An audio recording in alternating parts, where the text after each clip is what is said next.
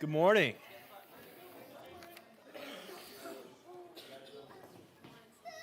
All right. They're happily making their way out, full of joy, just as children always are. All right. What a great Sunday. What a great Sunday. We're just joyed to hear about what happened in North Carolina. Thank you to everyone who went to that. It's good to hear what happened there. And is actually kind of perfectly timed, and we'll get into that later, why that's perfectly timed specifically for this message. But before we start, is anybody watching Game 7 of the NBA Finals tonight? Anybody? Wow, basketball's gone downhill. Only a few people. No one watches anymore. I guess it's too soft. Yeah. Well, I was okay, we'll do this anyway. Who thinks the Thunder are going to take it? Wow, no one cares at all. Everyone, Pacers? Yes. Okay. All right. People do care. All right. That's awesome. Well, the past 4 weeks we went through this series called Masks. Right. We looked at 4 different masks, and trust me, there's probably more than 4. But we looked, and the goal of that series was for you, hopefully, for the Lord to reveal different masks that you have on in your life that is covering up what Jesus is trying to do in your life. And hopefully the Lord revealed some of those masks to you. And now we're going to transition into a series called When Good People Suffer. And we're going to do that by looking at the character that arguably, besides, everyone suffered in the Bible, but one of the largest struggles in the Bible, this man lost everything, and you're probably already thinking in your mind, Job. Job lost a lot, didn't he? And we're going to dive into all 42 chapters of Job in 6 weeks. No, not exactly all 42, but we're going to give a broad overview of the book of Job and look at this man who lost everything and see how God used that and gives us a great example of sometimes why good people suffer, okay? And so it answers questions like, why do good people in North Carolina lose their house? Why do good people in Los Angeles lose their house? Why do all of these bad things happen around the world? In fact, this is probably the number one objection to Christianity, is why do bad things happen to good people? And of course, there's several different answers for that. Job doesn't give us a comprehensive answer to that question, but it does give us a few answers that we can look at and glean from. And so today we're going to open up with Job chapter 1, but before we do that, we're going to ask a question, as we always do here at Faith, and that question is this: has there ever been something in your life that you didn't want to do so badly that you went to extreme lengths to avoid doing it? Let me say it again. Has there ever been something in your life that you really didn't want to do, so you went to extreme lengths to avoid doing that? And so we're going to take a 5-minute break. Be ready with your answers after that. If you've have an answer to the question, what is something that you really didn't want to do, so you went to extreme lengths to avoid doing it? Rich has the microphone here. He's going to run around for us. And obviously, Christian, you've been taking lessons from Jason because you couldn't have made this any more difficult. But I'll start it off. The one thing, I had finished off half my basement so the kids would have their own area to play in. And I didn't put any heat down there, and I was a plumber. And in the wintertime, it would get too cold for the kids to play down there. And my wife said, "Are you going to put the heat in the basement?" I said, "Yeah, but they ran out of copper pipe. The radiation isn't the right size." I kept saying. Finally, after about 3 weeks of this, she said, "If it's not in by this weekend, I'm calling a plumber." So I don't know if it was procrastination, but I did because after you do everything all day, all the time, the last thing you want to do, the shoemaker's kids were the last one to get shoes, right? So that's my story, and I'm sticking to it. Oh, we got one back here. Oh, you're right there on the way. This one's a little boring, but I have quit 3 jobs because I didn't want to do the job. It's not boring. I'm sure there's more to unpack there. So several years ago, my sisters and my mom all came up with this idea that, like, wouldn't it be great if we went as a Snide girls mission trip down to Guatemala? And like, I'm like, yeah, that sounds like a good idea, but in my heart, I didn't really want to do it at all. And so they're like, okay, we got to start saving money so we can do all this stuff. And I'm like, okay, I'll save money, but I'm not going. And then they're like, okay, we got to get our passports all together and everything. I'm like, I'll get my passport, but I'm not going. And so then there comes a day and my sister just comes out of the room and she's like, I just bought our tickets for Guatemala. And I'm like, well, I guess that I have to go now. But I really did not want to go at first, but I enjoyed it and I don't regret ever. And I've been back several times. Well, it didn't work for you. Currently, mine seems to be homework for my online classes. Oh. My wife put it pretty well. She said I'll remodel an entire house to avoid doing my homework.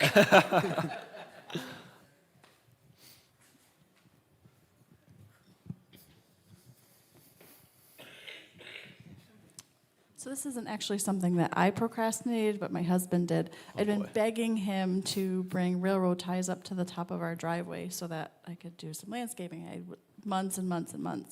So finally I said, you know what, I'm just going to do it myself. So I had watched Log Truck, X-Road Truckers or whatever it was, and I was like, I can do this. So I hooked up the dump truck and I got some chains, and I don't know how to drive stick, but I learned very quickly how to drive stick up a hill and drag the stuff up to the top of the driveway. And he got home and he says, oh goodness, please tell me you didn't hook up to the Honda Pilot and do that. I said, oh no, I took the dump truck. He said, oh, even better. So now every time he procrastinates, I'll remind him that I will do it myself if you don't do it. Nice.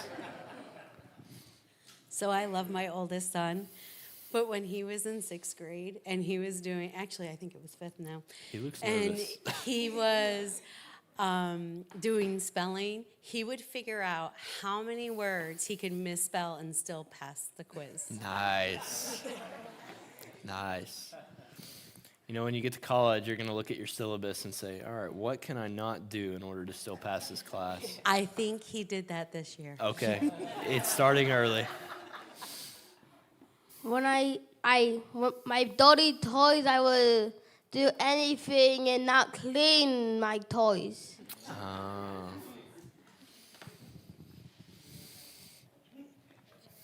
Mine goes all the way back to when I was in kindergarten. I Oh, can't boy. believe I remember this.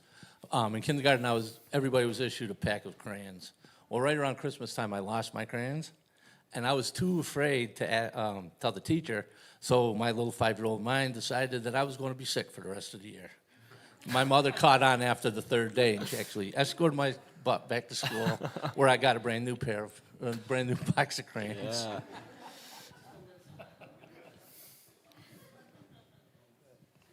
Man, that really is extreme. You lost your crowns? I'm out. But that's a kindergartner's mind, though. I'll give you that. Anybody else? All right. For me, mine is sort of similar to Rick's in the sense that I pretended sick. And so when I was in 6th grade, I really did not like going to church. And you guys are like shaking your heads, tell me about it, right?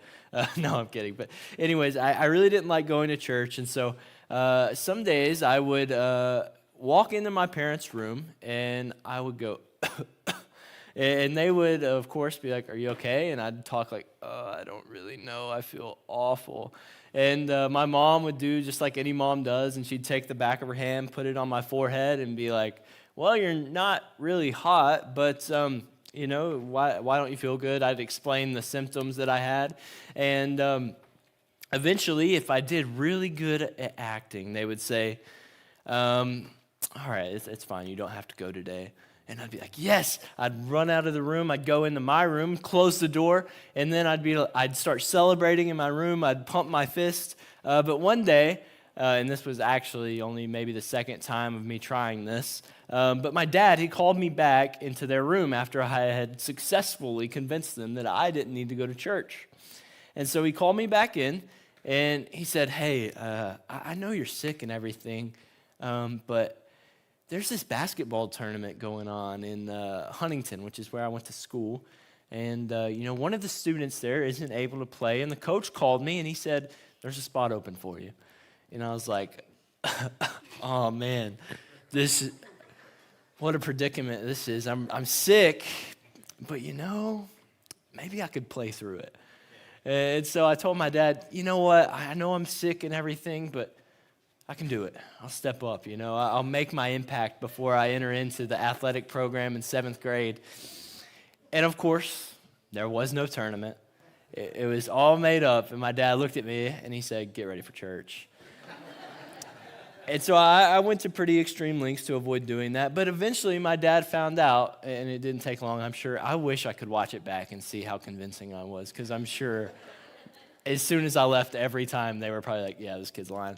But anyway, my dad knew that it was wrong, and so he used a test to find out what my real motivations were. And similarly, here in Job chapter 1, we're going to read a story of God allowing something very difficult to happen in Job's life to see if his motivations really are what they seem to be. Now, so we're going to be looking at Job chapter 1. So if you have your Bible, you can go ahead and turn there to Job chapter 1. It's right before the book of Psalms, the biggest book in the Bible, and so you can find it there. Before I do that, we have to get through the boring part. Well, who is Job? What is this book? What's it about? And so to do that, first I want to start by saying Job is kind of a mysterious book, right? A lot of times when you read the Old Testament, you get this idea of when this book happened, because it might say something like, in the year of the reign of, and it says something like that, exactly, that just confuses your words, in the year of the reign of King Solomon. And so you get those words, and you're able to date when that exactly happened. With Job, you don't really get that. You don't get a specific king that was ruling. You don't get a specific event that happens in Job that makes it easily dateable. And so Job is arguably the hardest book to date in all of the Old Testament of when this thing happened. And so some people will say Job didn't happen. Some people will say that Job happened around Genesis with the patriarchs like Abraham, Isaac, Jacob during that time. So some people say it's even really may have been the first book ever written, not even Genesis. And some people will say it happened as late as after Malachi, which would be a 2,000-year difference from Genesis. And so there's merit to a few of these. There's not really merit to it being in 400 BC. There's nothing in here that supports that at all. I would tend to lean toward the idea that Job was written around the time of Genesis, around the time of the patriarchs. Exactly when, we don't know. But ultimately, that doesn't really dictate your view of what happens in Job. So that's kind of the historical background of when this happened. And there's not very many characters in Job. You've got Job himself. You've got God. You've got a few angels here in chapter 1 and chapter 2. And then you've got he has 3 friends. Job has his family, and Job has his wife. And so these are kind of the characters that we have in Job. And now that the boring part's out of the way, we're going to dive in here, and we're going to slowly go through kind of each verse in chapter 1. We're going to talk about it. And then after we talk about it, we're going to see how this can apply to our lives and how we can learn why good people sometimes suffer. And so Job chapter 1, verse 1. There was a man in the land of Uz. Now, Uz is another mysterious place, just contributing to how mysterious Job is. Some people say it's south of Israel. Some people say it's east of Israel. Most scholars would say it's east of Israel. Okay, and so if you think of modern day Israel, just put your finger on Israel and go a couple inches to the right, and maybe you've marked Uz, maybe you haven't. Ultimately, it doesn't really matter. But so that's where Uz may be. And there was this man in the land of Uz whose name was Job. We're introduced to the first character, Job. And that man was blameless, upright, fearing God, and turning away from evil. Talk about something that I would like to be said when I die. If I'm laying in my casket and the preacher is preaching my funeral, I hope that's something that can be said about me. And I'm sure all of us in here wish that is something that can be said about us, that we are blameless, that we're upright, that we fear God, that we turn away from evil. I think that's something that all of us, that we would like that to be said about us. Now, when we hear the word blameless, we tend to think perfect. but this Hebrew word is used multiple other times, and oftentimes it's actually translated as, it gives this sense of integrity. So what you get, like the actions that Job performs, they match his heart. And so it's this sense of integrity. You trust Job because he has proven that he is trustworthy. And so it's not necessarily that he's perfect, right? There's only been one perfect man who's ever lived, and that's Jesus. But Job himself is a man of integrity. He's upright. He fears God. He turns away from evil. He is a man of great character.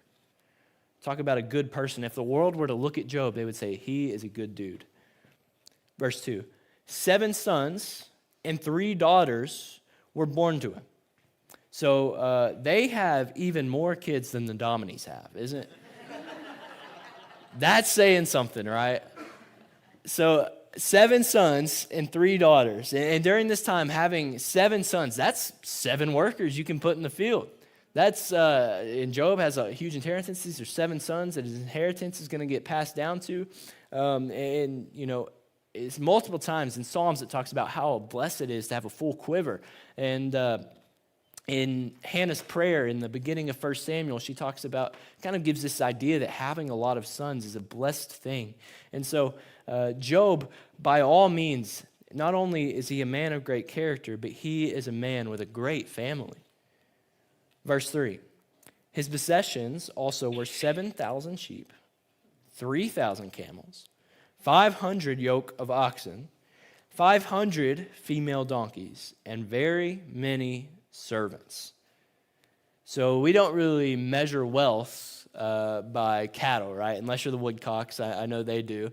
But no, I'm kidding. But no, we don't really do that. And so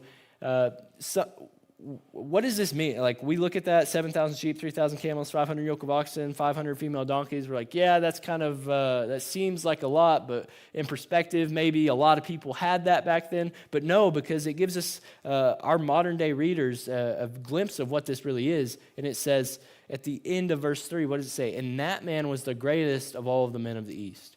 We may not be able to understand the scale of 7,000 sheep, 3,000 camels, and all of these oxen, but we can certainly understand the greatest of all the men in the East, the wealthiest man in the region. That's Job. So he's a man with great character, he's a man with a great family, and he's a man with great material possessions. Just given to his case. This is a good dude. Verse 4, his sons used to go and hold a feast in the house of each one on his day. And they would send and invite their 3 sisters to eat and drink with them. Now, verse 5, when the days of feasting, Job would send and consecrate them, rising up early in the morning and offering burnt offerings according to the number of them all. For Job said, perhaps my sons have sinned and cursed God in their hearts. Thus Job did continually. So these sons, they'd have their day. They'd have, think about it like a birthday party. And so all of their families, or all of the family members there would gather together. And when they were doing this, Job would be preparing to do a burnt offering for his children. Okay? And so what we learn here is that Job not only is a man of great character, not only is he a man who has a great family, not only is he a man with great material possessions, but he is a man of great faith. He's someone who really cares about the spiritual well-being, not only of himself, but of others. So this is Job, a great man, a man that if we look at, we would say he doesn't deserve what comes to him. If it's bad, he doesn't deserve those things. He deserves to live a great life. He deserves to live a prosperous life. But let's continue reading and we'll see what happens to Job.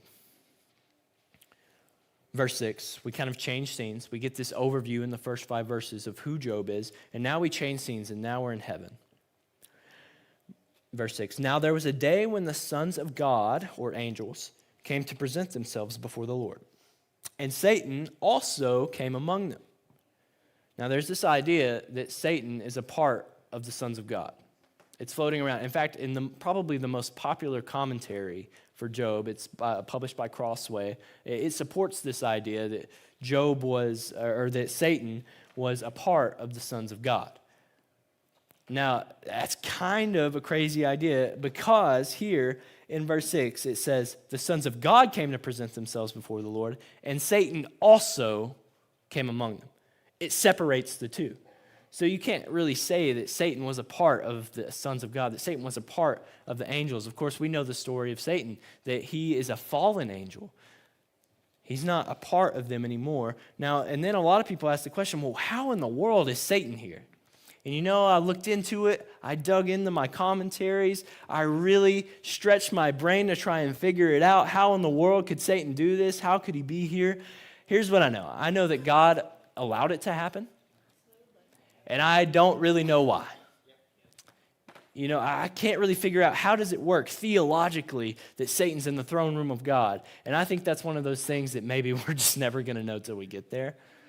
And so we can scratch our heads, we can push our pencils, but ultimately, here he is.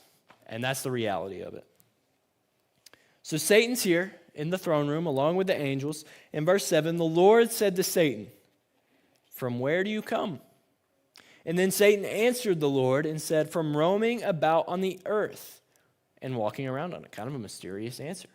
Contributes more to how mysterious Job is.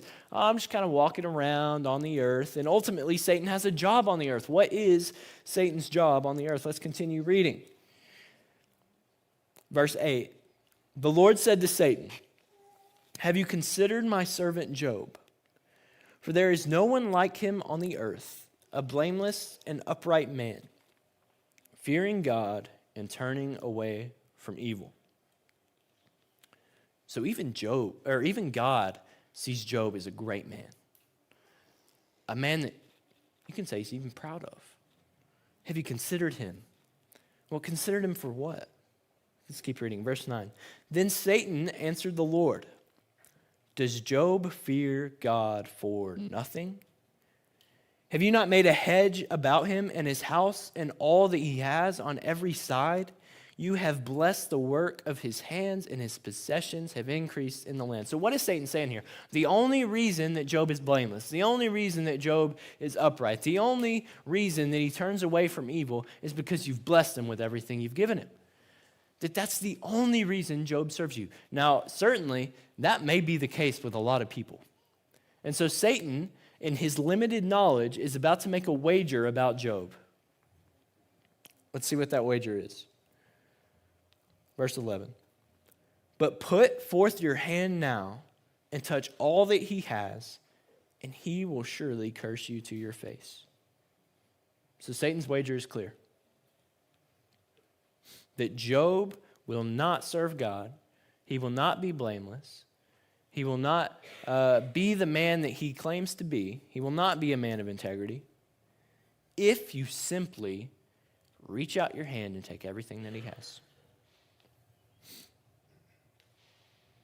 And verse 12, the Lord said to Satan, "Behold, all that he has is in your power. Only do not put forth your hand on him." So Satan departed from the presence of the Lord. So God is going to allow Satan to take away everything that Job has. And he puts a limit on him right here. He says, just don't hurt him. So what's going to happen? We're back on earth, verse 13. Now on the day when his sons and his daughters were eating and drinking wine in their oldest brother's house. So a normal day. Like this happened every single year for all of his sons. And so this would have been a pretty normal day for Job. He's probably getting ready to make his sacrifices. He's probably going about his business being a great man, being what good men do. And so it's a completely normal day. And then all of a sudden in verse 14, a messenger came to Job and said, "The oxen were plowing and the donkeys feeding beside them." Verse 15, and the Sabaeans attacked and took them. They also slew the servants with the edge of the sword, and I alone have escaped to tell you. So all of a sudden, this messenger comes in. He tells Job that he lost all of his oxen, all of his donkeys. So 500 yoke of oxen, 500 female donkeys, gone. Like 30% of his bank account wiped out. And for a rich man like this, that's a huge blow. But he can recover from that. It's only 30%. He's still got everything else. He's got all of his other investments, right? He can recover. Let's keep reading. Verse 16. While he was still speaking, another also came and said, the fire of God fell from heaven and burned up the sheep and the servants and consumed them. And I alone have escaped to tell you. Another 30%, gone. Moment by moment, Job is going from great to maybe good to now he's like teetering the line. He's still got a lot, all things considered, he's still richer than probably the average man. But what happens? Verse 17. While he was still speaking, another also came and said, the Chaldeans formed 3 bands, and they made a raid on the camels and took them and slew the servants with the edge of the sword, and I alone have escaped to tell you. Gone. From the greatest man in the East to the poorest. I mean, the only thing Job has now, he's got his house, sure, he's got his land. Those are still considerable assets. But he's lost everything else. He's lost his material possessions. They're all gone. From the greatest man in the East to the poorest. He's got his family, though, right? Verse 18. While he was still speaking, another also came and said, I don't know about you, but if I were Job in this moment and another person burst in the door, I'd be like, oh, what even do I have left? Put yourself in Job's position right now. Within an actual matter of seconds, it's all gone. The people in North Carolina, they lost a lot, right? But they had a sense of what was coming with the storms. They didn't have long, but it maybe unfolded over a couple of days. This happened in seconds, in minutes. Put yourself in his shoes. Someone else walks in. What could it be now? This is more than a coincidence. Your sons and your daughters. Oh. I mean, in that moment, you got to be thinking, oh, not them. They were eating and drinking wine in their oldest brother's house. And behold, a great wind came from across the wilderness and struck the 4 corners of the house, and it fell on the young people, and they died. And I alone have escaped to tell you. How do you react? What do you do when everything you have is gone? When the trials of life slap you in the face. Now, I don't think any of us can claim to have something like this happen to us. Maybe you can get close on a percentage type of scale. But in the most difficult trial perhaps we've ever looked at, this is how Job responds. In verse 20. Then Job arose and tore his robe, and he shaved his head. What a weird reaction. The only things he has left, his robe. People didn't have a closet full of robes. Maybe Job did. But even Job probably wouldn't have had a closet full of robes to go to. He takes his last material possession, one of his last material things, tears, I don't need it, shaves his head. And what is this symbolizing? I've lost it all. This isn't some sort of happy guy. Oh, yay, I lost everything I own. This is awesome. No. But what does he do? He fell to the ground and worshiped.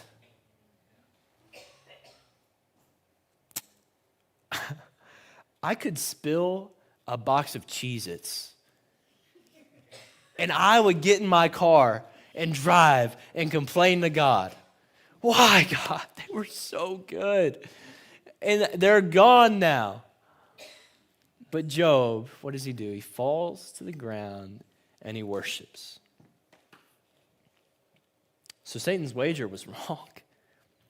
He said he'd curse God to his face. But no, he falls to the ground and he worships. Verse 21. This is what Job said.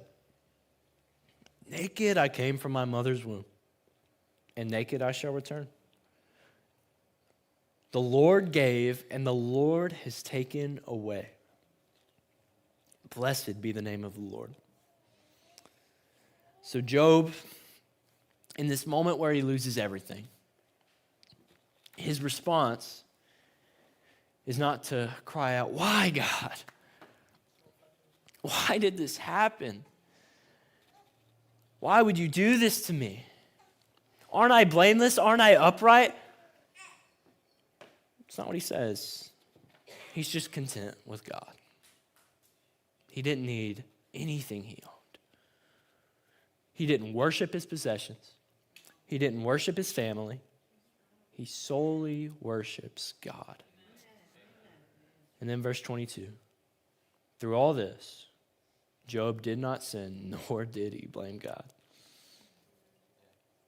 Man. He's a lot better man than I am. And what an example he provides for us today. And that being said, we have a few things that we can take from this passage. I mean, I got to tell you guys, Job is an incredibly difficult book. It is one of the hardest books to read and understand, not only because of the historical mystery that it is, but because of the themes and the challenges that it presents. But I want to look at 4 things here that we can take and we can apply today and hopefully leave with a better understanding of at least one reason why good things happen or bad things happen to good people. Number one, is, and this is kind of, it transitions really well from last week. But number one is this: sin is not always visible action, but sometimes it's subtle motivation. And we talked about, that was like the entire message last week. That sometimes the things in our heart, the reason why we do good things is for ourselves. And where do we get that? It's out of verse 5.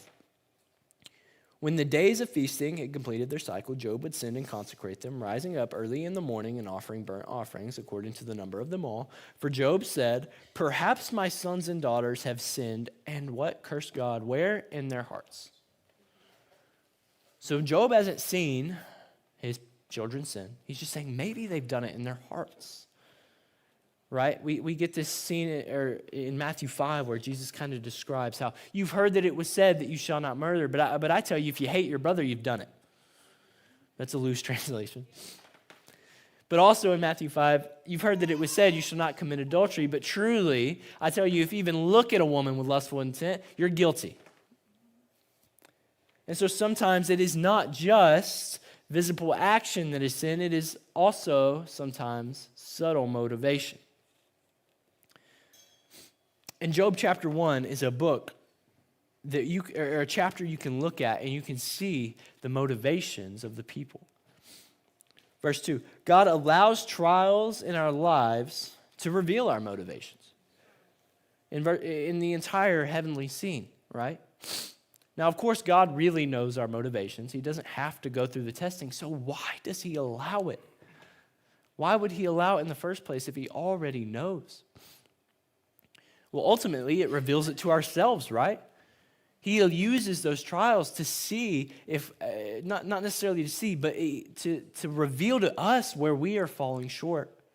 And so last week, maybe you were here and you felt kind of hopeless, right? You were like, oh, my motivations are so bad. How can I really know my motivations? Well, one way is, how do you react to the trials in your life? How do you react? And that's the third thing. A heart with proper motivations is made evident by contentment in the trials of life. So Job, he loses everything. He loses his family. The only thing he has left is his health, but wait. Come back next week to see what happens to that. I mean, this man just lost everything. And in verse 21, he says, naked I came from my mother's womb, and naked I shall return there. The Lord gave, and the Lord has taken away. Blessed be the name of the Lord. He's content. He didn't need those things to begin with. He recognized that God gave him those things to begin with. Therefore, it is God's right to take those things away. And where does that start? It has to start with understanding that nothing you own is yours. Your house isn't yours.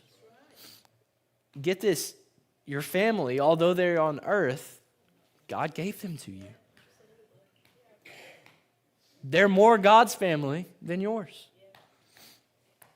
God can take those things away from you because they're his to begin with. Charles Spurgeon, maybe you've heard this quote. He said, my dear friend, when grief presses you into the dust, worship there. Find contentment there. It'll reveal what your true motivations are. Maybe you've heard the hymn, It Is Well, right? If you haven't heard that hymn, I just encourage you to go and listen to that after. Maybe you're not into the hymn style of music. Forrest Frank did a rendition on it. It's not exactly like the old classic music if you don't like that, but the lyrics there are what matters.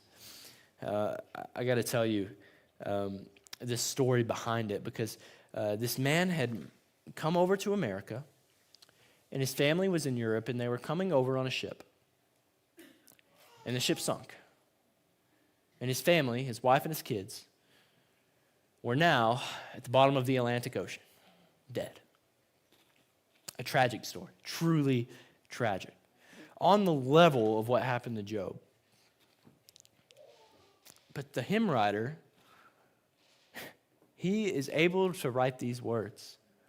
Whatever my lot, whatever my situation, thou hast taught me to say, God, you have taught me to say, it is well with my soul. Talk about contentment in God alone. So if you want to know the true motivations in your life, it's how do you respond to the trials? When you spill the cheese at Box, how do you react? But truly, in more serious situations, when you lose a loved one, maybe you go through a breakup, maybe you lose a job, maybe you have a considerable economic loss, things that really just wrench your heart to where you can only respond with what your heart is actually saying.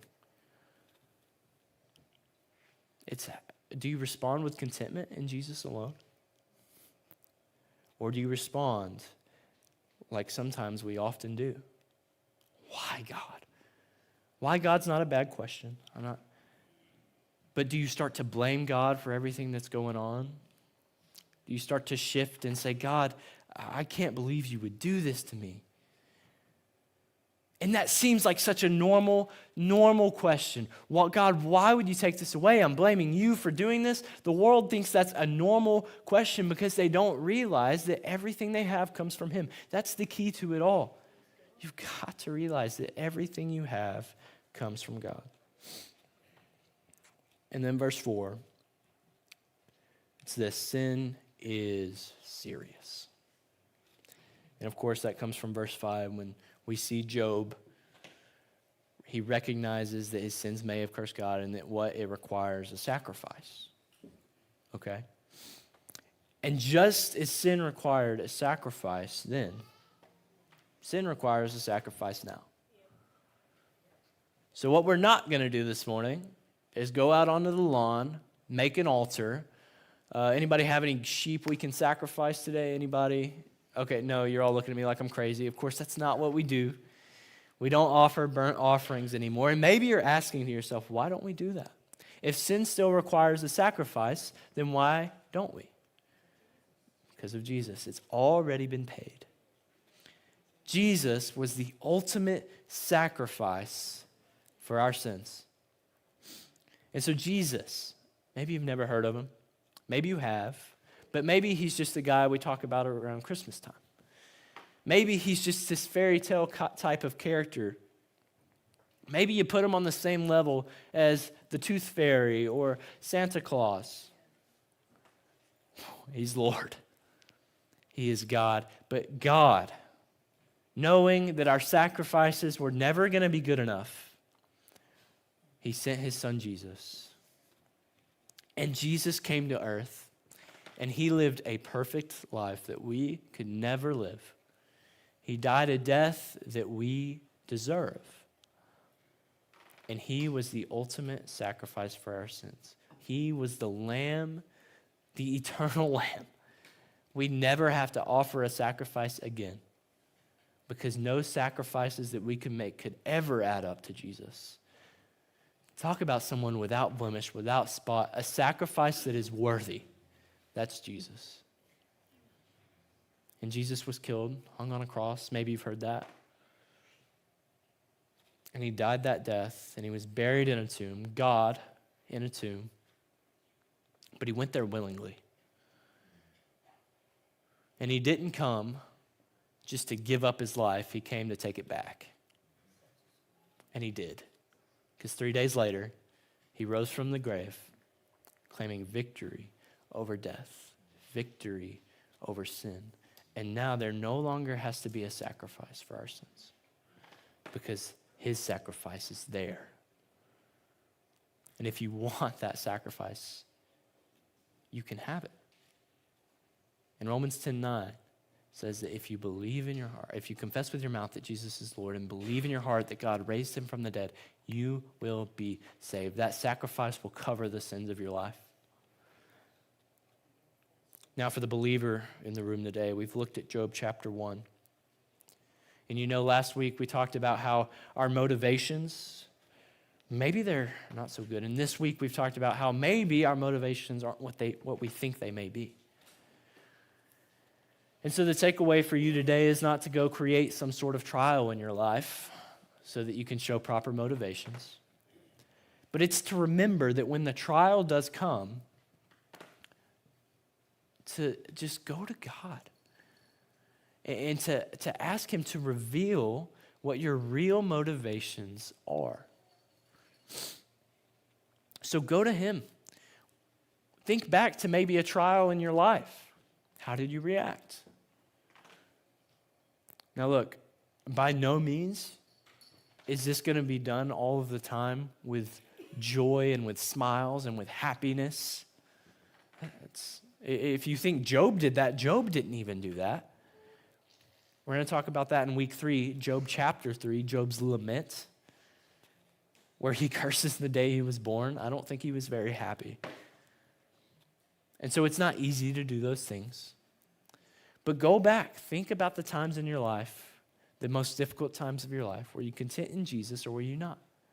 And then ask the Lord, have those motivations changed, or do I need to come back to you? Just go to him and allow him to reveal those motivations to you, and allow him to change the motivations that are in your heart. Because not only does he offer salvation in the sense that we get a ticket to heaven, he offers you a new heart. What a joy. That's exciting.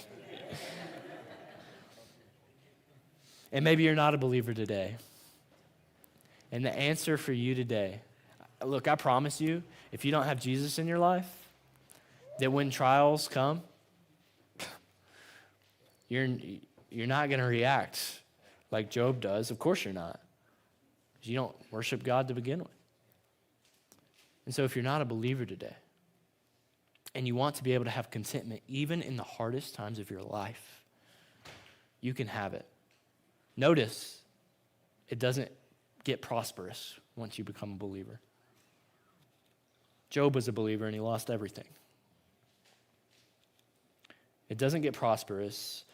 In fact, a lot of times it gets harder. I don't want to sell you something that's not true. I don't want to sell you anything at all. I just want you to recognize what Jesus really is, what he really offers. And he offers a heart that is content in hard times. And I think if you're a believer in the room, you can testify to that.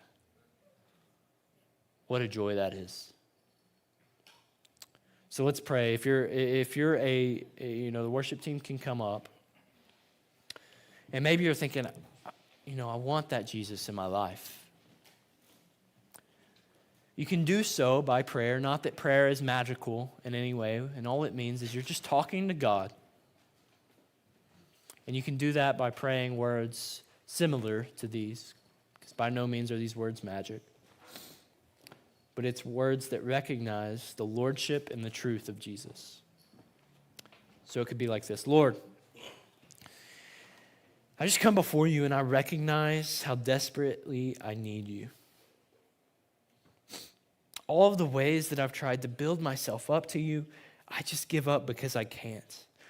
All of the sacrifices that I try to offer, all of the good works that I try to do, Jesus, they're just not enough. But you are. And so I come to you today, Jesus, and I recognize my desperate need of a Savior from my sins. And I really believe that you came to earth to pay that price. I really do. And I just ask, Jesus, that you would enter into my heart, that you would clean it, that you would make it whole, and that you would make it a heart that is content when the trials of life come. Jesus, you are Lord. And from now on, I just submit to you.